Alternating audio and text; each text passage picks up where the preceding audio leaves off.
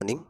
ये जो लिखा है दिख रहे हैं आप, इसका नाम सुने होंगे। आइए इसके बारे में कुछ अच्छी जानकारी देते हैं। शायद ना सुने हो आप, शायद कुछ चीज़ें जानते हो, शायद कुछ चीज़ें ना जानते हो। चलिए शुरू करते हैं। सेलुलोज क्या होता है? अक्सर आप पढ़ते होंगे पेड़ पौधों में सेलुलोज पाया जाता है। चलिए कुछ जानकारी इकट्ठा करते हैं कि क्या पाया जाता है, क्या है, क्या हो सकता है इसको इससे, और कितने क्वेश्चन पेपर में बनते हैं। ध्यान सुनिएगा। सेलुलोज जब आप पढ़ोगे, कोशिका कोशिका पढ़ोगे ना, तो आपको कोशिका दो तरीके से बताई जाएगी, एक जंतु कोशिका और एक पादप कोशिका। पादप कोशिका मतलब पौधों की कोशिका, जंतु कोशिका मतलब जंतुओं की कोशिका। लेकिन एक चीज़ ध्यान रखिएगा, आप जनरली सुनते हो कि बैक्टीरिया, छोटे छोटे जीवाणु, जीवाणु का आकार दंडाकार, गोलाकार, वृत्ताकार, किसी भी आकार, जीवाणु किसी भी आकार के हो सकते हैं, फिक्स नहीं उनका आकार। बैक्टीरिया आप पानी में देखते हो ना, कीड़े मकोड़े टहलते रहते हैं ना, वो बैक्टीरिया हैं, एक कोश की होते हैं, उनसे भी छोटे छोटे होते हैं, एक कोश की होते हैं। तो ये जो बैक्टीरिया होते हैं, अब उनमें जीवन होता है, वो पेड़ पौधों की तरह दिखते नहीं ना। पेपर में क्वेश्चन खूब बनता है, ध्यान सुनिएगा। वो जो बैक्टीरिया होते हैं ना, उनमें भी सेलुलोज मिलता है। उनकी भी जो कोशिका भित्ति होती है ना, दरअसल जो पौधों की कोशिका भित्ति होती है और जो जंतुओं की कोशिका भित्ति होती है, अंतर ये होता है कि पौधों की, ये देखो, ये जंतुओं की कोशिका भित्ति कोशिका है और ये पौधों की कोशिका है। अभी मैं एक चित्र भी दिखाऊंगा आपको, एक मिनट। ऐसे बनती है पौधों की कोशिका। पौधों की कोशिका में कोशिका भित्ति पाई जाती है, जैसे ये वाली, और जंतु कोशिका में कोशिका झिल्ली पाई जाती है। और ये जो कोशिका भित्ति है ना, यही सेलुलोज की बनी होती है। ये क्वेश्चन खूब पूछा जाता है। अब जैसे आपसे कोई पूछ ले कि बताइए कि किस पौधे में सर्वाधिक सेलुलोज पाया जाता है, क्या आपको पता है कि किस पौधे में सर्वाधिक सेलुलोज पाया जाता है? शायद नहीं पता होगा। आइए डिस्कस करते हैं। पहले ये तो पता चल जाए ना कि ये जैसे कोशिका झिल्ली है जंतुओं कोशिका में, और पौधों कोशिका में कोशिका भित्ति पाई जाती है। तो जो जीवाणु होते हैं उनको कहाँ रखा जाए? पौधों में रखा जाए कि जंतुओं में रखा जाए? सोचिए। चलिए मैं बताता हूँ। आप जो जीवाणु होते हैं ना, उनको आप जंतुओं में नहीं रख सकते, ध्यान रखिएगा। उनको आपको रखना पड़ेगा पौधों में। जीवाणुओं को पौधों में रखा जाता है, और जीवाणुओं की जो कोशिका होती है वो भी, उसमें भी कोशिका भित्ति पाई जाती है।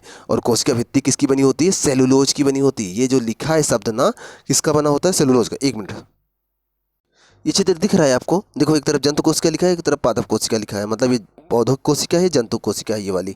अब देख लो आप, इसमें देखो ये जो अलग अलग से स्ट्रक्चर दिख रहा है चारों तरफ से, इसे बोलते हैं कोशिका भित्ति। जबकि जंतु कोशिका में देखो केवल एक कोशिका झिल्ली पाई जाती है, ठीक है। तो ये जो कोशिका भित्ति है, ये ना, यही है सेलुलोज की बनी होती है। अब वो सब तो ठीक है, लेकिन आप सोच रहे हो कि आपने कहा कि सेलुलोज जो है सबसे ज़्यादा किस पौधे में पाया जाता है, जबकि पौधों में तो सेलुलोज पाया ही जाता है। पौधों में तो सेलुलोज ही मिलता है। अब इसका उपयोग क्या है? पहले सोचिए कि सेलुलोज के मतलब पौधों में कोशिका भित्ति होती है, ये बात किसने बताई थी? तो ये बात बताई थी रॉबर्ट हुक साहब ने। रॉबर्ट हुक साहब ने बताया था कि पौधों में कोशिका भित्ति पाई जाती है, ठीक है। आप जानते हो कि कोशिका खोज रॉबर्ट हुक साहब ने 1665 में की थी, तो उनको ही इसके बारे में बताने का श्रेय दिया जाता है, ठीक है। अब जो ये सेलुलोज होता है ना, जहाँ भी सेलुलोज होगा, एक बात ध्यान रखिएगा, जहाँ पर भी सेलुलोज होगा वहाँ पर मीथेन गैस होगी। सेलुलोज जहाँ भी सड़ेगा, पचेगा ना, वहाँ मीथेन गैस होगी। क्या हम आप सेलुलोज पचा सकते हैं? क्या मनुष्य सेलुलोज पचा सकता है? नहीं पचा सकता। अच्छा, मीथेन वाली कहानी थोड़ी देर बाद बताते हैं। पहले ये समझ लीजिए कि सबसे ज़्यादा सेलुलोज कहाँ मिलता है। जरा यहाँ देखें, सेलुलोज सबसे अधिक कहाँ मिलती है? रुई में। रुई मतलब कपास में। लगभग 90% आप देखते हो ना, रुई में सब एकदम कपास ही तो भरा रहता है, मतलब धागे धागे धागे धागे संरचना। रुई का डिब्बा जैसा ऐसा संरचना होता है, इसी में रुई भरी होती है। जब रुई का फल होता है, आप देखे होंगे, तो इसी में रुई भरी रहती है। तो कितना होता है? 90% तक सेलुलोज उसमें पाया जाता है। फिर एक पौधा होता है, कोनीफेरस नाम है, उसमें 60% तक सेलुलोज मिलता है। उसके बाद अगर हम अनाजों की बात करें, जैसे कि हम लोग जो खेती करते हैं, जैसे अनाज में पुआल, पुआल मतलब पैरा, जैसे धान की खेती होती है ना, तो उसमें 40% सेलुलोज मिलता है। इसके अलावा और भी चीज़ हैं, जैसे कि वसा, रेजिन, गोंद, पैक्टिन आदि में भी कुछ मतलब कि इसके अलावा, सेलुलोज के अलावा उसमें ये भी चीज़ें पाई जाती हैं। तो आपको पता चल गया है कि सबसे ज़्यादा सेलुलोज कहाँ मिलता है? रुई में मिलता है। उसके बाद अगर अनाज पुआलों की बात करें, जैसे कि धान हो गया, गेहूँ हो गया, तो इनका जो पैरा होता है, इसमें 40% तक, लगभग आधा सेलुलोज मिलता है। इधर देखिए, जो हम आपको बता रहे थे कि जीवाणु एवं वनस्पत कोशिका झिल्ली के बाहर निर्जीव पारगम मोटी दीवार पाई जाती है, उसे ही कोशिका भित्ति कहते हैं। मतलब जीवाणुओं में भी मिलती है, हमने आपको बताया था। और कोशिका झिल्ली मतलब कि वनस्पतियों में भी मिलती है कोशिका भित्ति। और किसकी बनी होती है? सेलुलोज की। अब इसके बारे में क्वेश्चन समझते हैं जो पेपर में बनता है। एक बात जानते रहिएगा, मनुष्य के शरीर में सेलुलोज नहीं पच सकता। अगर मनुष्य के शरीर में सेलुलोज पचता तो मनुष्य के शरीर में मीथेन गैस बनती, ठीक है। आपके शरीर में मीथेन गैस नहीं बनती है। मीथेन गैस बनती है पशुओं के शरीर में, उनके शरीर में सेलुलोज पचता है। दरअसल जो पशु होते हैं उनका, आप थोड़ा सा समझिएगा, जो मनुष्य का शरीर होता है वो ऐसे होता है। एक मिनट, ये आपका अमाशय व छोटी आंत बड़ी आंत, ठीक है। तो ये जो अमाशय होता है, एक मिनट, इस चित्र को ध्यान से देखिए और समझिए। मनुष्य यहाँ से, सॉरी, पशु है ये, मनुष्य नहीं है। अगर पशु इधर से घास खाते हैं ना, तो आकर ये स्टमक इतना बड़ा सा है। स्टमक इनका 4 पार्ट में टूटा रहता है, ऐसे 4 पार्ट में इनका स्टमक होता है। ध्यान रखिए, पशुओं का स्टमक 4 पार्ट में होता है।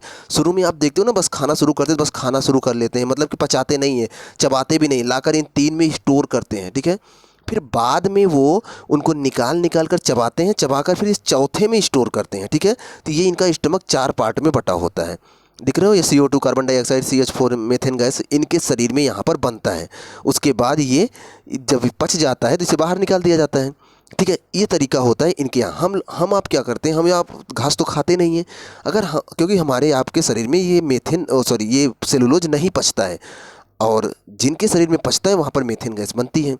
अब मीथेन गैस का उपयोग कहाँ होता है?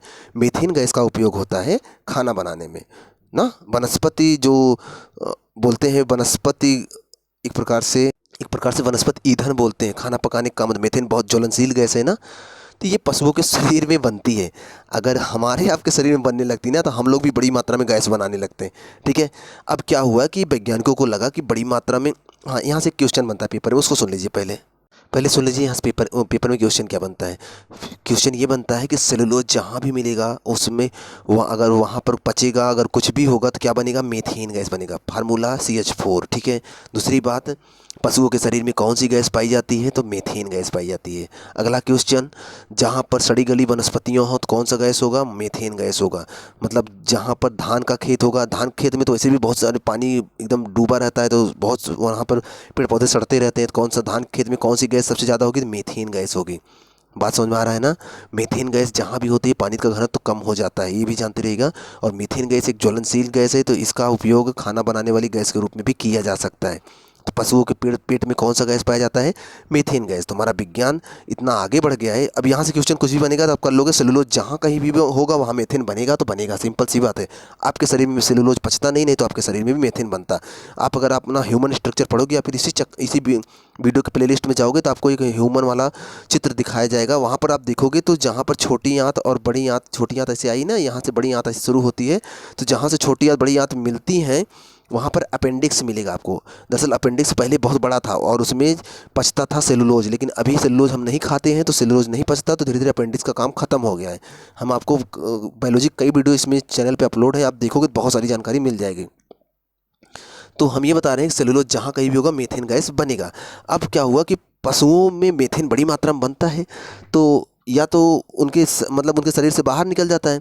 वैज्ञानिक इतने चालाक हैं कि डायरेक्ट उनके शरीर में पाइप लगा दिए कि हम मीथेन इनके पेट से ही निकाल लेंगे, बाहर निकलने ही नहीं देंगे।